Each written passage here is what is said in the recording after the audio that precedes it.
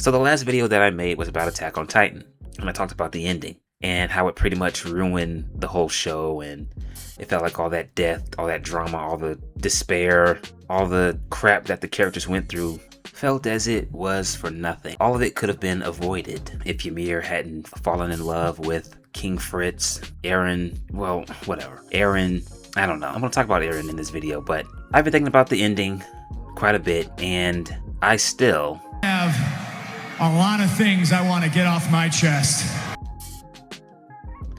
So in this video, I want to specifically talk about Armin, Mikasa, and Eren, and how I think that they will go down as three of the weakest characters in anime history. Armin, a bit of a stereotypical character.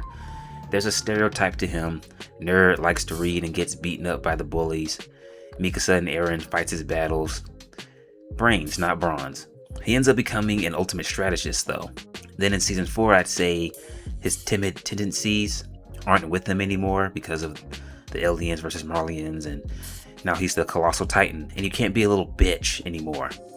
You're literally the tallest titan in the show, one of the most powerful titans in the show, and you become an atomic bomb when you transform. I enjoyed Armin's character throughout the show for the most part. No cringy moments from him. Well, except that part. But all in all, his character was pretty strong up until the end, when he's talking to Eren. Eren is telling him what happens in the future. He ends up trampling 80% of humanity. Armin is against Eren's abhorrent plan, until Eren tells him why he trampled the world, because he wanted to see the view, the sight beyond the walls, the sight that Eren has yearned for since he was a child. And then Armin says he understands why he did it. So he goes from, this plan is awful, Eren, you can't do this, to, you know what, I get it. I'm the one that showed you that book when we were kids about what's beyond the walls, sand, ice, sea. So he's basically responsible for the lives that Eren took as well. So they have that in common now. That just makes their best buddy connection even stronger. Then, according to Armin, when this is all over, if it exists, I'll see you in hell, best buddy. Now before we hug, I'm going to give you a look, as if I'm going to kiss you. And he's not going to get this look ever from me. Next up, Mikasa. In my Full Metal Alchemist Brotherhood video that I made, I talked about Winry and how I thought she sucked. And I am over characters like her. The female characters who seem to do nothing but cry and complain about how useless they are. I'm so useless, I'm tired of sitting around and not helping. They cry, they nag the main protagonist, they abuse the main protagonist. Winrys of the world, the Orihimes of the world, the Keikos, oh god, the Keiko is just, she is probably the most annoying anime waifu, if that's what you want to call her, in anime history. Now, that's probably a bit of a stretch because I haven't seen every single anime that exists, but I would say for me personally, she's probably the most annoying anime female protagonist that I've ever seen. But Mikasa, I've been thinking about Mikasa, and I've been thinking about if I should put her in that category. Now, she's not the typical Orihime and Winry type of character. She is a badass. She definitely has some swag to her, a coolness to her.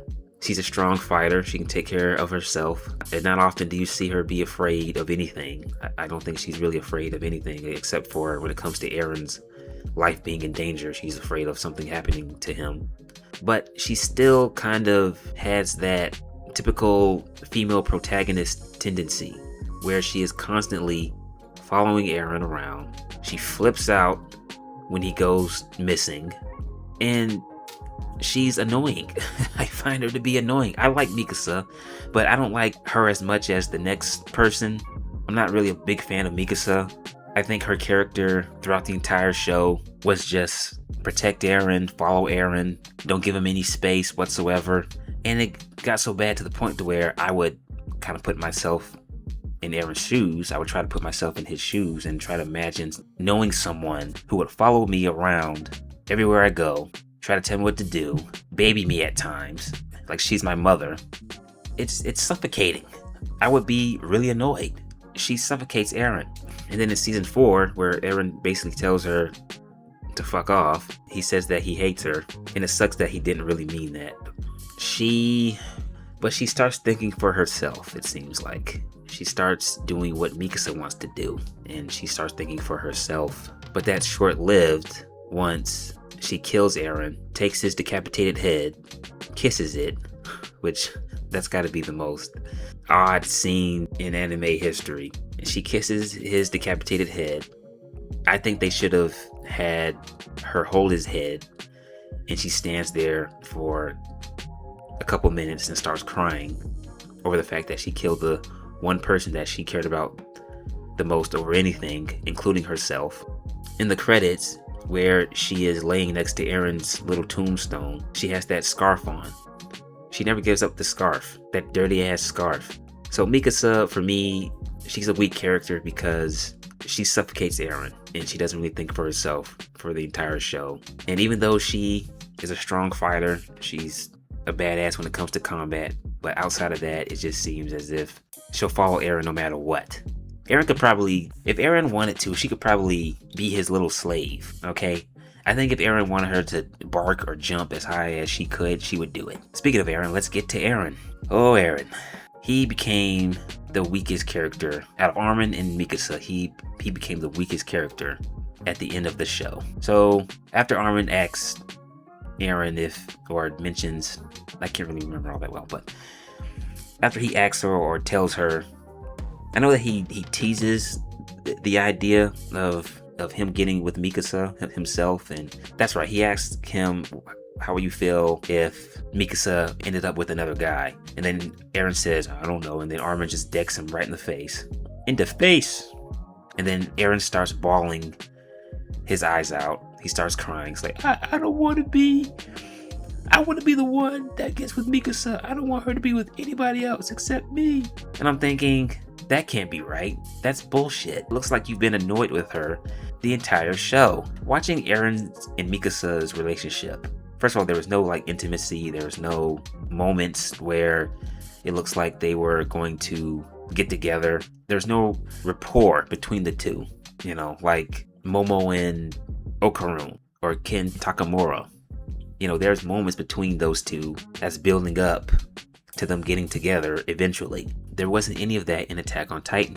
And someone might say, well, the episode where Hannes gets killed by the Titan and Eren is crying and Mikasa is telling him she thanks him for putting his scarf around her. I won't count that as an intimate moment between those two because it comes off as, you ever see someone who likes somebody and that person is putting in 100% into that other individual, and the other individual is not even putting 50% effort into the person giving 100. That's what that scene came off to me. Like, Mikasa is just trying so hard to be with Eren and to be affectionate with Eren, and she's just kind of pouring her heart out, and Eren's just got this look on his face like, oh, I don't know. It didn't, their relationship, to me, it just comes off as Mikasa is just putting 100% effort into Eren, and Eren is not even giving 50%. I would say he cared more about Armin than he did Mikasa. He just seemed annoyed with her throughout the entire show. And then before that, Eren is mentioning that, I think it was before that, Eren tells Armin that he sent the Titan that killed his mom instead of having the Titan eat Bertolt. So the scene where Eren is talking to Reina and he asks Reina, why Reina? Why was my mom eaten by a Titan? Well, shit, according to you, you sent the damn Titan to have her be eaten. I thought about that. That kind of makes Eren's character look stupid. Because this whole time, it seems as if Reina and Bertolt were the ones who were responsible for Eren's mom being eaten. But no, it was Eren apparently, okay? And if he went back in time or the dream he had in the first episode where he wakes up, does he see everything happen? It's confusing. The ending was kind of confusing. So does everything that play out in Attack on Titan is because of Eren? Can he not change certain outcomes? Can he not change the entire outcome of how the story goes? Does he have the ability to save all the aliens and stop the war between the aliens and the Marlians? But yeah, why Reina? Why was my mom eaten by a Titan? You sent the Titan to have her be eaten. So that wasn't really Reiner's fault, was it? And then once he tells Armin why he trampled the world, at first it's, I don't know why I did it. I don't know. And then, oh yeah, I know why I did it. I'm just an idiot. I'm just an idiot with power. I got my hands on power and I just lost control. Oh boy. Now let's hug Armin, okay? This show, I would have put this show on my top 10 anime list of all time because I still think about what my top 10 favorite animes are. And I got 8 on my list. 7 on my list. If the ending had ended the way it should have, if it had been that nice, pretty red bow that wraps around the nice gift, which would have been Attack on Titan, then I would have put this show on my top 10 anime list of all time. But since the ending made everything seem so pointless, and it seemed as if all the death and the murdering could have been avoided, apparently, if Eren had just prevented or used his founding Titan powers to prevent everyone from getting killed, and if Ymir hadn't been such a weak woman and not fallen in love with King Fritz, all of it could have been avoided. So, yeah, Mikasa, Armin, and Eren, unfortunately, these 3 will go down as the weakest characters in anime history. And it shouldn't be that way. It really shouldn't. And you know what's funny? I think the parody is still better than the actual show now because of the way things ended. I think the parody is better than the original show. And that's sad. Anyway, please like and subscribe. That is it. I am out.